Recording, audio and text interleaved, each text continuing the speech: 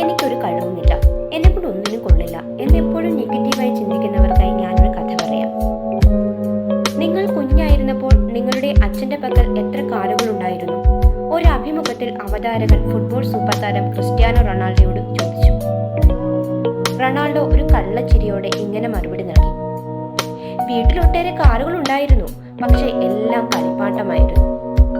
തകര sheet കൊണ്ട് മറച്ച ദാരിദ്ര്യത്തിന്റെ പടുകുഴിയിൽ കഴിയുന്ന കുഞ്ഞു ക്രിസ്ത്യാനോയ്ക്ക് കാർ എന്നത് അന്നൊരു സ്വപ്നം മാത്രമായിരുന്നു. എന്നാൽ ഇന്നത്തെ ക്രിസ്ത്യാനോയുടെ കയ്യിലുള്ള കാറുകളുടെ മൂല്യം എന്നത് $25 മില്യൺ മുകളിലാണ്, ഏകദേശം 208 കോടി രൂപയ്ക്ക് മുകളിൽ. ഇതൊന്നും റൊണാൾഡോ ഒരു സുപ്രഭാതം കൊണ്ട് നേടിയെടുത്തതല്ല. കാലങ്ങളായുള്ള നിതാന്ത പരിശ്രമത്തിന്റെയും അർപ്പണബോധത്തിന്റെയും ഫലങ്ങളാണ് അദ്ദേഹത്തിന്റെ വിജയങ്ങളൊക്കെ. വിജയം എന്നത് ആഗ്രഹത്തിന്റെ അതുപോലെ തന്നെ അഭിലാഷത്തിന്റെ ആവിഷ്കാരമാണ്.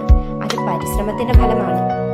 നമുക്ക് ഒരു ലക്ഷ്യം ഉണ്ടാക്കുക എന്നതിനേക്കാൾ ആ ലക്ഷ്യത്തിലേക്ക് എത്താൻ കഠിനാധ്വാനം ചെയ്യുക, അതിലേക്കുള്ള പാത വ്യതിചലിക്കാതിരിക്കുക എന്നത്